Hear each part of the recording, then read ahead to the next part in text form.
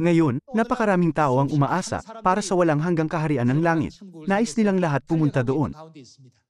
Gayunman, hindi nila nakikilala ang Diyos na pumarito sa lupa para akayin sila sa langit. Ito ay dahil sa impluwensya ng mga bulag na taga-akay. Sinira ang puri ng mga bulag na taga-akay si Jesus. Sinasabi na siya ay isang sekta ng Nazareno.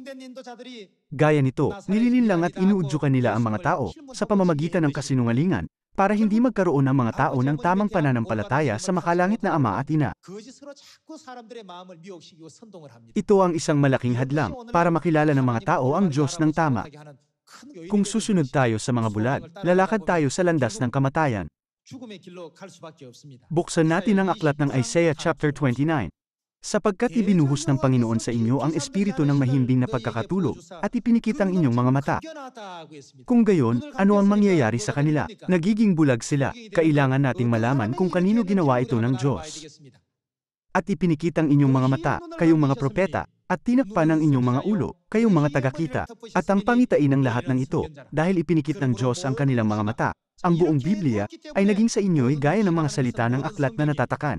Pareho ito sa pagbibigay sa isang tao ng isang nakasarang aklat, at paghiling sa kanya na sabihin kung ano ang nasa loob. Kapag ibibigay ng mga tao sa isang marunong bumasa, na sinasabi, iyong basahin ito, kanyang sinasabi, hindi ko mababasa, sapagkat natatatakan. Ano ang susunod? Nang ang aklat ay ibigay sa isa na hindi marunong bumasa, na sinasabi, iyong basahin ito, kanyang sinasabi, ako'y hindi marunong bumasa. At sinabi ng Panginoon, sapagkat ang bayang ito ay lumalapit sa pamamagitan ng kanilang bibig, at pinapupurihan ako ng kanilang labi, samantalang malayo ang kanilang puso sa akin, at ang kanilang takot sa akin ay utos ng mga tao, na natutunan sa pamamagitan ng pagsasaulo. Ano ang sinabi ng Diyos tungkol sa mga natutunan, ayon sa utos ng mga tao?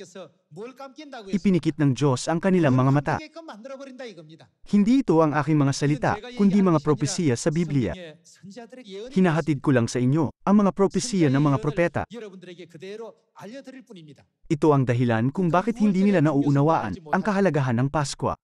Hindi nila alam ang makalangit na pamilya at ang makalupang pamilya, o kung bakit natin tinatawag ang Diyos na Ama. Tinatawag natin ang ating mga pisikal na magulang na Ama at Ina, dahil ang kanilang dugo ay umaagos sa atin. Patungkol sa tinapay at alak ng Paskwa, sinabi ng Diyos na, ito ang aking laman at ito ang aking dugo. Dahil hindi nila alam ang katotohanan ito ng bagong tipan, na buhay. Hindi ba matatawag natin sila na bulag? Sa mga katuruan ng Diyos sa Biblia, nasaan ang kautusan na nagsasabing, ipangilin ang linggo?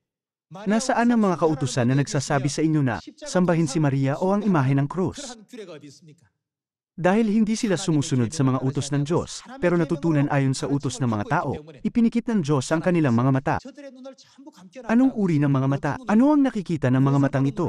Ipinikit ng Diyos ang kanilang mga mata mula sa pagkakita sa daan patungo sa langit, at sa katotohanan mula sa Biblia. Bakit? Ito ay dahil hindi nila sinusunod ang mapagbiyayang kalooban at mga utos ng Diyos.